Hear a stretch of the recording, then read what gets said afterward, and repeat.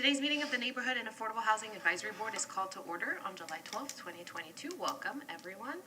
The agenda for today's meeting is on the wall at the entrance of chambers. Please remember to turn off your cell phones. To ensure complete record of the board's action, we ask that each individual wishing to speak clearly state your name and spell your last name for the clerk. I will ask the board members to introduce themselves and identify the fields they each represent. Start over here. Robin Field, Residential Mortgage. Carmen Santiago for the people. Kevin Chenault representing the nonprofit industry. Pete Scalia representing the homeless. And I'm your board chair, Camille Hepting. I represent employers in Clearwater. Item 2.1 is approval of the minutes from the board's May 10th, 2022 meeting. May I have a motion to approve item 2.1? Move approval. A second. I'll second. All in favor? Aye. Any opposed? All right, minutes are approved. Item 3 is citizens to be heard regarding items not on the agenda. Is there anyone here to speak to items not on today's agenda? Seeing no one come forward, we will move on to the next item. 4.1, recommend City Council approval of the fiscal year 2022-2023 annual action plan. Mr. Lane. Thank you. Chuck Lane, the Assistant Director of Economic Development and Housing Department. This is obviously one of the more important things we do throughout the course of the year. It's, our annual action plan is our annual action plan for our federal funds. And it budgets all of the funds that we have. We have to have this in place or we cannot spend the funds. So it's a process that starts in basically February when we start taking applications in, and it runs right. Is it coming up here? Yeah. Okay. And it runs right through we're going to ask council to approve this next week. And then on October 1 is when they can begin spending the funds. So just to kind of roll through some of this stuff, and we talked about it at our last meeting, because what you did is you approved the staff recommended funding allocations. Now there's been a slight change to that, and I'll explain that in a moment. But you can see we spend a good deal of our funds on public facilities projects for nonprofits. And it's a pretty effective thing for nonprofits because a lot of the funding they get is for operations, to help, for example, replace a failing elevator. Is not a sexy thing to do in terms of funding, but it's something that's necessary, and that's where our funds kind of come into play. So you can see the St. Vincent Paul Community Kitchen Resource Center. There's going to be upgrades there. Homeless emergency project. That's an analysis of an HVAC system in one of the permanent supportive housing facilities. Wasn't sure that was going to be an eligible project, just to analyze the system to see what we can do and what needs to happen, but it is in fact eligible. So I expect a project in next fiscal with the results of that analysis. 2 facilities with our club, and one in the Gateway, downtown Gateway, one in downtown. They're going to upgrade their HVACs to help prevent the COVID virus from spreading. That's going to be funded with CDBG CV funds. HEP, at their site down near St. Vincent Paul Community Kitchen Resource Center, they're going to upgrade that. Directions for Living, that's the elevator improvement I mentioned earlier. They're a frequent flyer with our programs. They do a lot of work for homeless in our community, as you all know. Clearwater Neighborhood Housing Services, they're going to have improve their facility on North Garden Ave, 608 North Garden Ave. And Clearwater MLK Junior Neighborhood Center, that's the MLK Center over by the HEP campus. It's going to be phase 2 of a roof replacement for them over there. And then the City of Clearwater Ross Norton Playground. We may move that to CDBG CV when that gets started. We'll see how that goes. There's a good portion of CDBG CV money that we need to spend down prior to next June. So we're going to kind of focus on that, so we may move that later in the year. And then we keep some money aside for projects that might come through the course of the year. It could be a city project, it could be a nonprofit that comes to us with a need. Projects can go over budget. I should say that these numbers that you see, they include a $5,000 amount for our oversight for inspection services. So, for example, St. Vincent Community Kitchen Resource Center, $89,000. The grant is actually $84,000. So, and then public services. This is where we had a little bit of a change. Hope Villages of America reached out to Denise and me recently. We had a meeting with them. The Grace House, they are transitioning that from a homeless family shelter to affordable housing. And that is a very loud statement in our world because, through COVID, one of the things that we've seen is a spike in family homelessness. And Grace House has I believe more than half of the beds in our county for families. You can't put a family up in an individual homeless shelter. It just doesn't fit. So this is pretty devastating in that area. Hope Villages of America, not long ago, their funding was pulled from JWB, and that represented about 80% of their operational funding. So the first year, they really hit the pavement with attracting donations and the like, and they made it work. But right now, they're not able to make it financially work. So we'll see where that goes.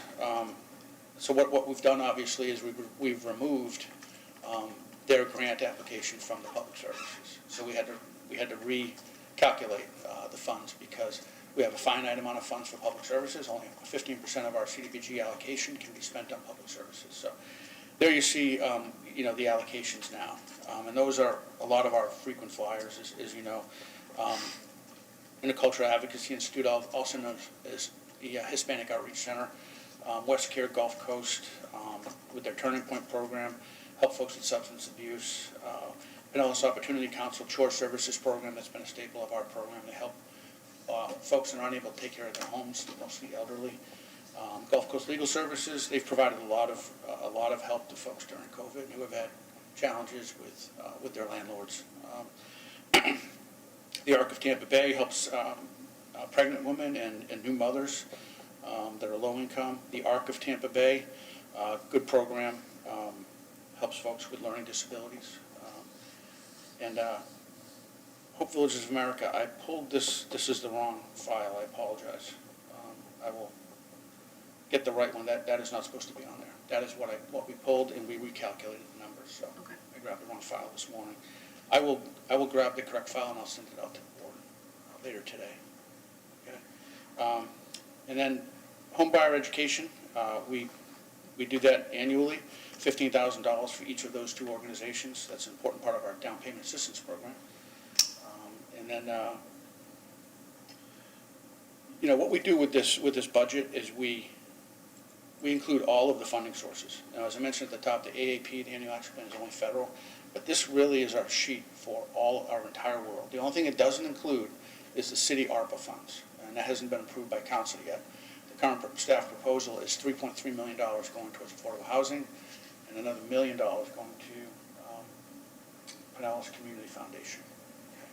Okay. When that gets approved, we'll add that to the spreadsheet, but this is our entire world. So it includes SHIP money, it includes our revolving loan funds. Two are for housing. One is for economic development. Okay. One of the revolving loan funds is for housing rehab, another is for infill. In the infill revolving loan fund, we use that for acquisition assistance. So that's where we go there. Let's see. You can see the CDBG CV be coming to the board shortly in the next meeting or two with an amendment to our CDBG CV plan. Okay.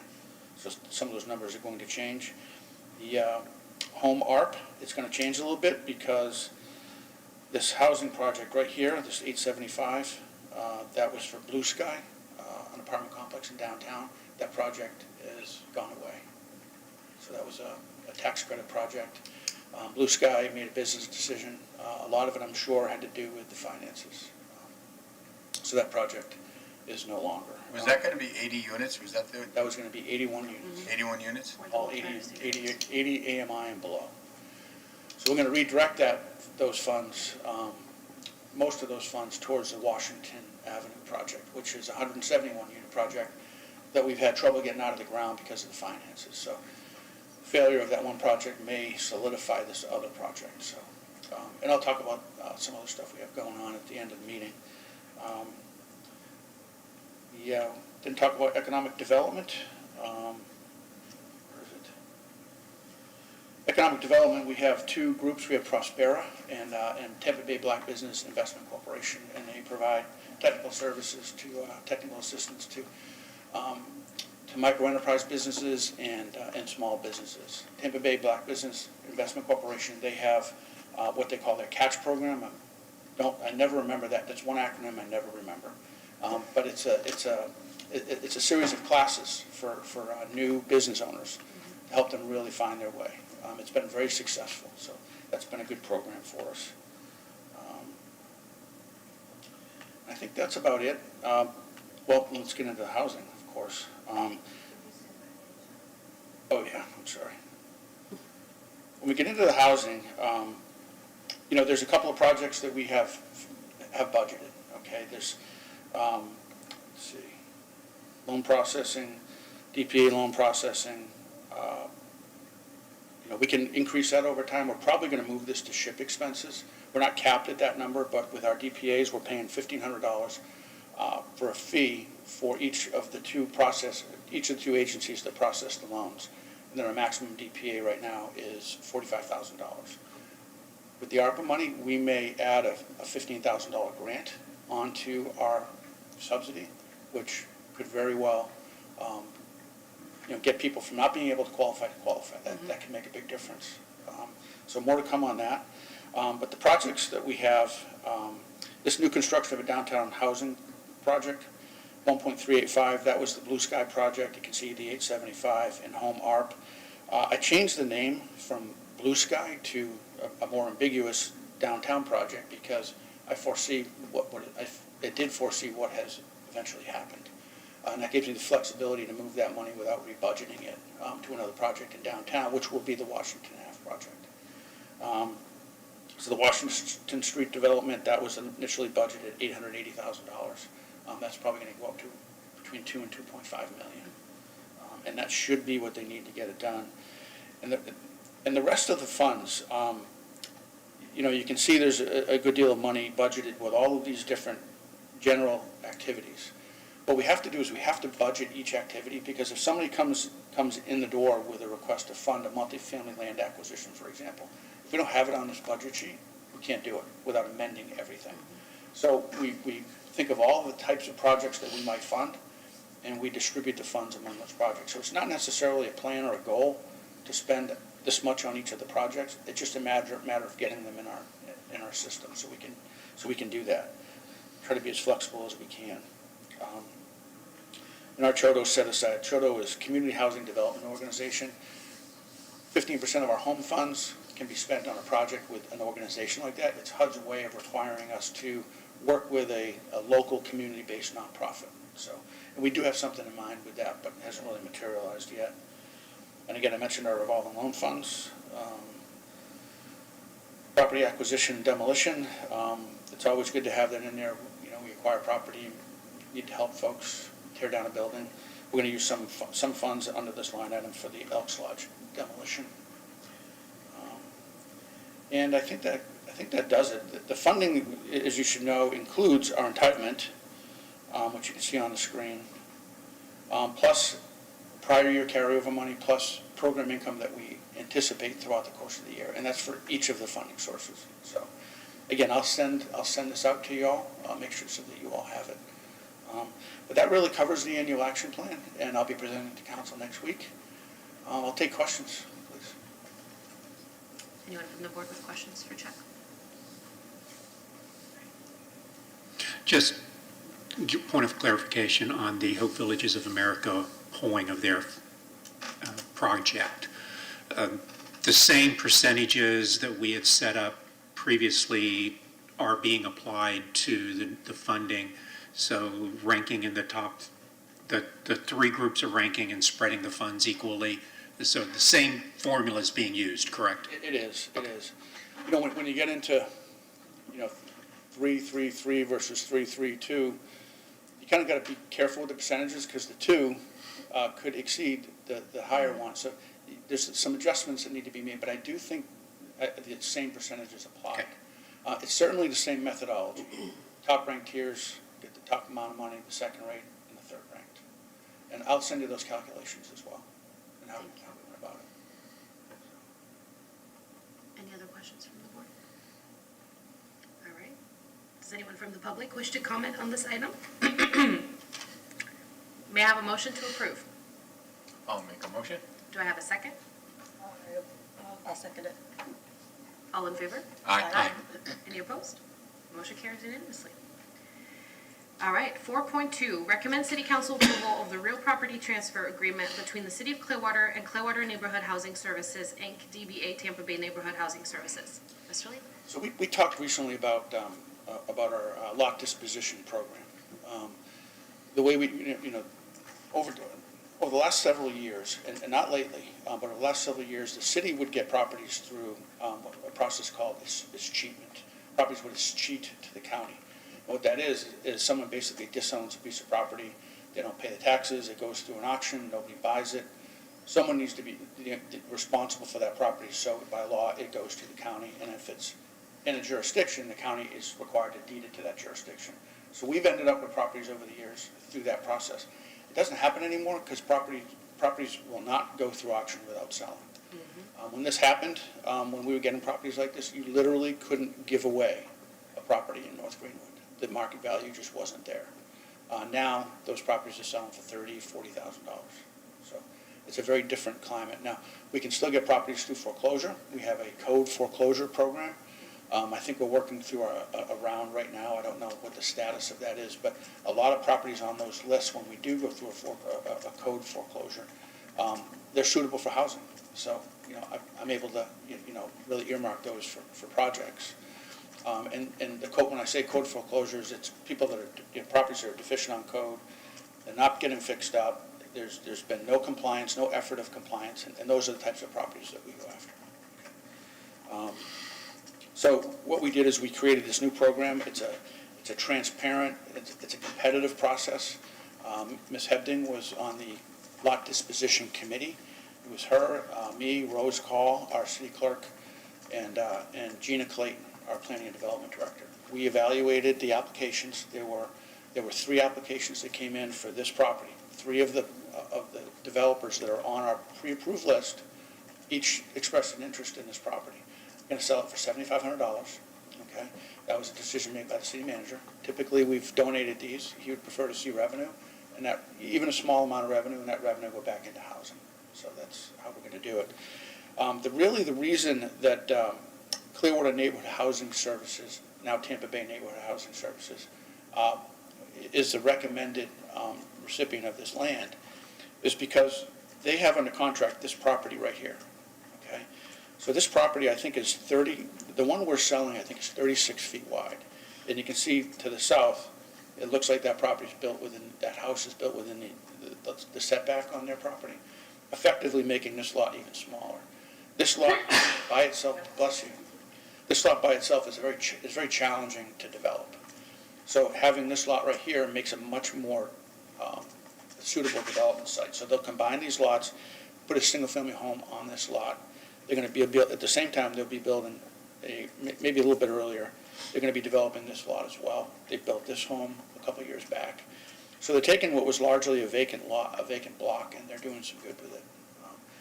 So the recommendation from the Property Disposition Committee is to sell to Tampa Bay Neighborhood Housing Services. They actually they tied for most number of points with Habitat for Humanity, but the fact that they have site control over that adjacent property is really the difference maker. So that is the recommendation. So I will take questions. Any comments or questions from the board? So are they going to make it one lot? Yes. Yeah. And there is one other single-family home the single-family lot that will be doing the same, going through the same process. It's on Vine Ave. We're working through a quiet title action right now. So when that's complete, we'll go through that same process. Any other questions or comments from the board? Does anyone from the public wish to comment on this item? All right, may I have a motion to approve item 4.2? I so move. Second? I second. All right, all in favor? Aye. Any opposed? Motion carries unanimously. Item 4.3, recommend City Council declare property address at 1454 South Martin Luther King Jr. Avenue as surplus for the purposes of transferring the property through RFP Q 43-22. Mr. Lee? So this property, I've been promising you for a couple of years now that we'd put out an RFP on this property. And finally doing it, the RFP is in draft form, and me and the procurement director and I will work through that to get it to final draft form. This was going to go to our council next week. We missed the advertising date deadline. It's been bumped back to August 4th. It is scheduled for August 4th. And that recommendation for council is to declare the property surplus for the purpose of selling to a developer, right? And that RFP process, what we'll do is we'll go through that process, and largely that the successful developer will be chosen really largely based on the merits of the project. So that's really what we want to do. We want the right project for this neighborhood. Okay, so it's 1.3 acres. It's on South MLK. Cross street here is Woodlawn Street. Our Ross Norton Recreation Center is right here. Back in behind here is property owned by the Clearwater, the Pinellas County Housing Authority. It's an affordable housing complex. This is also affordable. It's owned by Community Service Foundation. So, what you really try not to do is build a village of affordable housing. There's a lot here, right down the street. We have the Woodlawn Trail complex. That's 80 units, tax credit project, all affordable. So the property was purchased with CDBG back in the day, and because it was purchased with CDBG, when we put housing on it, at least 50% of the units need to be 80% and below. So we're going to be adding to the affordable component, right? But what we want to do is make it a mixed income project, right? So our land disposition requirements are contained in our charter, okay? And if we sell property at market value,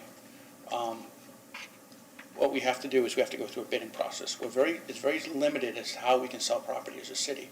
There are a couple of caveats, one of them being if we're selling to another governmental agency, one of them if we're selling for development of affordable housing. We can sell for less than appraised value, or we can donate the property, right? Have that flexibility, and that's important we have that flexibility because then we can choose a property based on the merits of a project. Otherwise, we've got to sell to the highest bidder, okay?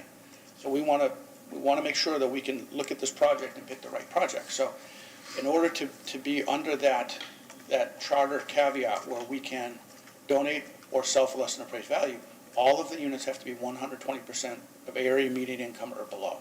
So what we're going to propose and what we're going to request in the RFP is that half of the units are at 80% AMI, half the units are at 120 AMI. So I think the bigger difference, I think that's important to note, is we're going to require this to be a home ownership project. Okay, this is not going to be a rental project like this project, and the Woodlawn Trail project. So with the rental projects, we monitor, we don't monitor the housing authority property, but they are monitored annually, and they have to make sure that they continue to rent to people that qualify.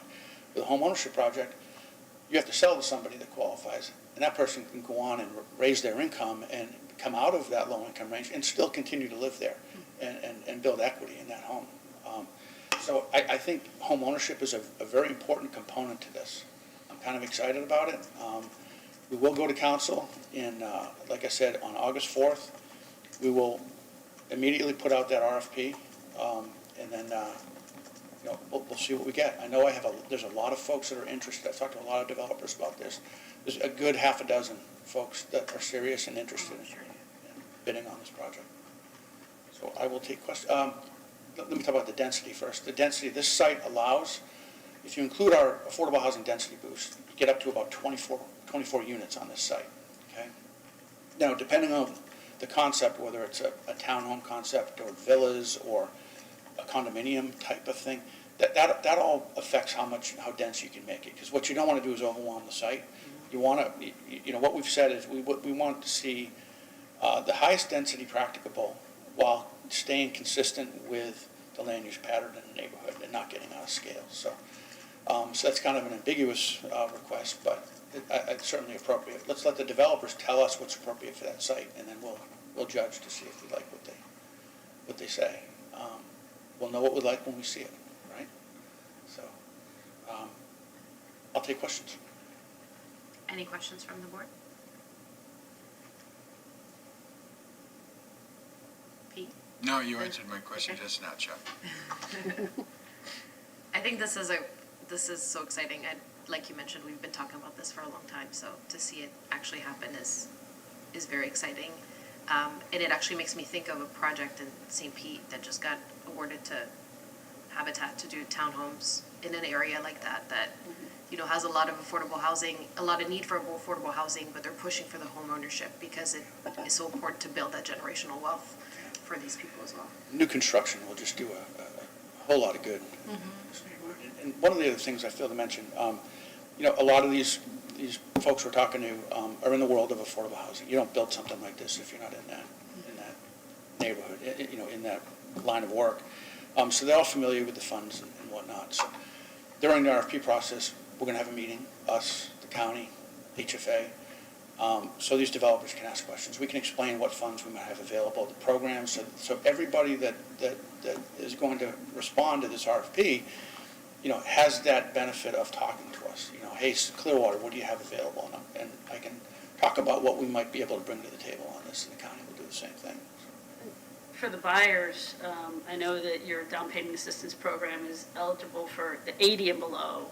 Will those at 120 for that project be eligible for any kind of assistance, any kind of down payment assistance? Yeah, again, the home art money, not approved yet, but I'm confident it will be. And we plan to use a lot of those, some of that funding, one of the objectives, home art, no, ARPA. I knew what he meant. 3.3 million. What we want to do, we have funds to help the below 80, as you mentioned. We want to be able to help people between 80 and 120. So we're going to try to focus, not exclusively, we're going to try to focus on the 80 to 120 with the home art, with the ARPA. So that's the plan there. Thank you. Any other questions for Chuck? Comments? Okay. Does anyone from the public wish to comment on this item? All right, may I have a motion to approve item 4.3? So moved. A second? Second. All in favor? Aye. Any opposed? Motion carries unanimously. 4.4, recommend City Council approval of a loan in an amount not to exceed $610,000 to Archway Clearwater Gardens LLC as local government support of their application to the Florida Housing Finance Corporation for tax credit financing for the development of 80 affordable housing units at 1250 Cleveland Street. Ms. Shirley? Okay. So we've talked about this a little bit in the past. If you drive down Cleveland Street when you leave here, on the left-hand side, after you pass Missouri, there's a vacant spot of land. That whole corridor is under construction. The land we're talking about is currently the staging area for that street project. So it's about 2.5 acres. And we put out an RFP a couple of years back now to attract a tax credit developer to this project. It was CRA actually put out the RFP. We had a number of respondents, and the successful respondent was with Archway Partners. And this is a rendering of what they presented. I believe this is a rendering. At the time, they were proposing 96 units. They're now proposing, I think, 81 units, if I'm not mistaken. So what happened is last year they went through the tax credit project, they applied, and didn't get funding. They weren't successful. They're going to do that again this year. Okay, so there's two requests for applications, RFAs, that the Florida Housing is going to put out. One is, and it's typical every year, one is the 4% tax credit project round with sale, and the other is a 9% project. Okay, the 9% is the much more heavily funded project with tax credit money. Usually the sale of tax credits will yield somewhere in the neighborhood of $17 million with a 9% project, right? So the concept there is, you know, you get the tax credit money up front, it's less financing you need to pay down the road, so you have lower financing costs, so you can sustain on lower rents in the long term. That's the concept of the project. It's a lot of money. So in order for them to get success, they need local government support. So the minimum local government contribution is $75,000, right? But for the 9% project, the one that's more heavily funded, the local government can choose to invest at the local government area of opportunity funding level, which is $610,000. And those that get that level of funding all go to the top tier, and it's basically a lottery pick among those that are funded at that level. If you fund the $75,000 minimum, it's almost impossible to get the project. Okay? So we are proposing to invest $610,000 to support that application. Okay? The 4% application, the minimum contribution is $75,000. There's no benefit to providing more money. But 4% round, if they're successful, is much lower funding levels. So we know that they're going to need more than the $75,000. So what we're proposing is to invest, regardless, the $610,000 into the 4% round as well. And the CRA is planning to invest money as well. So that's really what this item is about. It's about us committing to Archway, and council will be asked to approve this at the second meeting in August. Okay? So it's our commitment to this project of funding. It does a couple things. It helps them get their sale financing, which is apartment incentive loan program. Remember? State apartment incentive loan program. If they can represent funding that, from us, from the county, they're much more effective in getting the sale funding that they need, in addition to the tax credits. So that all of that funding stack will line up to pencil this project out. Okay. So one of the things I'm doing too is we're having a third-party financial consultant evaluate this, because there's a lot going on when you're talking about an apartment complex and you're financing it. You have the sources and uses, the construction, right? If it's a home ownership project, it's easy. What does it cost you to build? How much are you going to sell? Simple math, right? With a rental project, you got to consider a 30 or 40 year pro forma, with projected revenues and expenses. So if it gets very complicated, so we're going to enlist the services of PRAG, Professional Resources Advisory Group. They're a financial consultant of the city, another acronym, that's why we hired them. And they're going to do a financial analysis. And really PRAG, what they're going to do is they're going to look at the deal structure. They're going to subcontract with First Housing to analyze the construction costs. So I think we're in really good hands for them to give us an opinion on, what is really the financial gap that we need to bring. Okay. So when we talk about the city money, we talk about really more the CRA money, and the city money as well. That commitment level that we're talking about is subject to that financial analysis. Okay. So we're going to kind of protect ourselves with that. And I just think it's a good move and the right way to go. So it's a really good project, great looking project. You combine this with a brand new streetscape, and you're really making a difference in a neighborhood that really hasn't rebounded since we moved that bridge. The bridge realignment, that used to be the main road to the beach. All of that traffic was diverted to 60, Yeah. and those businesses just all failed, and it's never really recovered. So I think what we're doing here, I think we're doing the right things to get back on track in the gateway. So. Chuck, may I ask? Sure. So, if I remember correctly, this project as proposed has a rooftop garden for residents. Yes. It's at the site of the old Economy Inn where there's currently a community garden. That community garden will remain available to others in the community. So, it's actually increasing those kinds of fresh fruits and other kinds of growing opportunities. So. Yeah, that's a great point. Our CRA director wanted to kind of leverage, the opportunity to expand on that urban garden kind of thing. So, really good move. And that community garden's been very successful. I don't know if you take a ride around that block and you take a good look at it. I mean, it's thriving. It really is. They've got a lot of participation. So I'll take questions. I just want to reiterate what you said, if I understood it correctly, Jack. The $610,000 is not going to be expended until after the financial analysis is done, correct? Correct. Okay.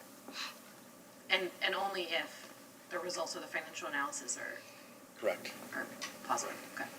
If it's 9%, we have to provide the 610. Okay. Because if we don't, they're not going to get the project. So we really don't need it. It's not necessary even to do the financial analysis with that, because if we want the project, that's what we got to bring to the table. It's the 4% round that's really critical that we look at it. Do you know, off the top of your head, what the crossing street is? I know it's Cleveland. Cleveland, on the back side, it's right next to the Verizon building. if you Yeah, it's remember that. across the street, almost across the street from Nature's Fruit, well, Yeah, it's Betty, Diane, no, I believe Betty, it's Cleveland, Betty, Grove, and what's the north-south street on the west side of the project? that's the one I can't remember, because Betty that's is, the one we're talking about, yeah, that large, Betty's yeah. up in here, and this is where the Verizon building is. Yeah, mhm. Yeah, I can't remember the cross street. And the Ultimate Medical Academy is on the other side of the street, Yep. so it would be across Yeah. the street from that, okay, Yep. yeah. I know you don't have the answer to this, what would you think the expected completion date? Like 2025, 2026, around in there? You're talking 2025, so it's about a 2-year build. Yeah, that's not so bad. Yeah.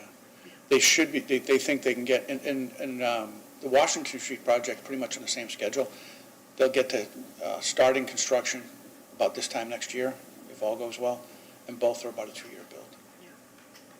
This one may be a little shorter, maybe 18 months. And, So, I'm sorry. no, go ahead. So this is, how many units? 80 or 81, And Washington Street is 170? 170, oh, it's 171. I've seen some of their literature is 173, but it's in that ballpark. So we're like, there's a lot of new units coming online by, say, just like January of 2026, there's a lot of affordable housing out there compared to right now. Yeah, Oh, definitely. that's pretty good. That's good to see. And what happened that made this number of units go down? Because you said originally it was like 90-something units, and then it went to 81. Yeah, to get to 96, they would have had to go to, to the density pool, which is doable. I think part of it is, you build this out too much and you're going to cast shade on that community garden. I think that's part of it. Yeah. So it becomes a challenge when you start looking at, where the sun's going to hit that. Absolutely. But I think this is the right number, I do. Not a lot of huge, if you look at the scale, I think this is perfect. It's a beautiful design, as you can tell. Hopefully we can get to the finish table on it. This one we should know pretty quickly there. Well, actually, the applications are due very late this year to Florida Housing, actually due in December. Shortly after that, they'll have an answer on it. So we'll see what happens. I will certainly keep you posted. Any other questions or comments from the board? Did anyone from the public wish to comment on this item? All right, may I have a motion to approve item 4.4? I'll second the motion. A second? I'll second. All in favor? Aye. Any opposed? Motion carries unanimously. Thank you, Chuck. Thank you. Item 5 is old business items. Do any board members have anything additional to report? I just wanted to bring up, since it was in our minutes from last month, that I've been working on that presentation that we've been talking about to go in front of city council. So I think next step will be for me to get with you, Chuck, and kind of work that into something that we agree with before we present it to this board. Terrific. So Whenever you're ready. just wanted to bring that up. All right, item 6 is director's report. Mr. Lane. Just a second. Couple things. We talked about a lot of the stuff that's going on. Another project we haven't discussed on North Betty. If you go up North Betty, traveling north, and you pass Overbrook Road, which is a diagonal street to the west. Shortly after that, there is a site that's about 2 acres. It used to be a kind of a vehicle storage site. Habitat for Humanity has bought that. It's unincorporated, and they started working with the county on a project there. Now they are in the process of annexing that into the city, which will make it possible now for us to contribute as well as the county. So I've seen a couple of concepts. They've single-family homes. There's kind of a townhome concept that they have, which is kind of new to them. So I don't know what that's going to be yet, but we're probably looking at maybe a dozen units. I'd like to see it more, but it's a challenge. We'll see. We'll see what that happens as it develops. But that's an exciting project as well. Who's on it? Habitat for Humanity. Okay. Okay, so there's that. Thanks to Mr. Chenault. At our next meeting, Linda Fisher is scheduled to join us. She's going to give you a presentation on transportation as it relates to affordable housing. Excellent. Going to ask her to kind of also focus a little bit on a project that they're working on Missouri Ave, 19A. They're doing a an evaluation project, and Denise might be better at explaining Yeah, this to it's me. really the intersection, no pun intended, with transportation and economic development. So they're looking at the entire L-19 corridor that terminates at Court, but all the way down through St. Pete. So multiple jurisdictions are involved in the study. It is going to be months long, but the project just kicked off last week.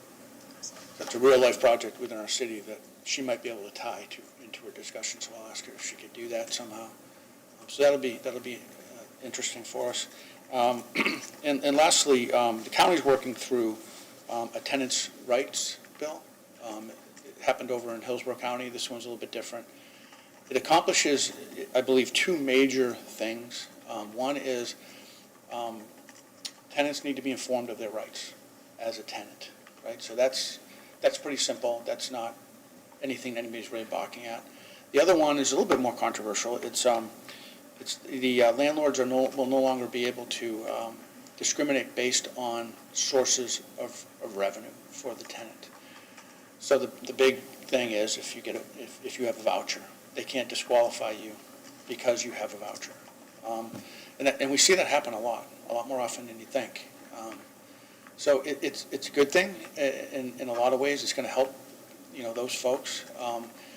But anytime you slap regulation on financial regulation on any business segment, that business segment contracts.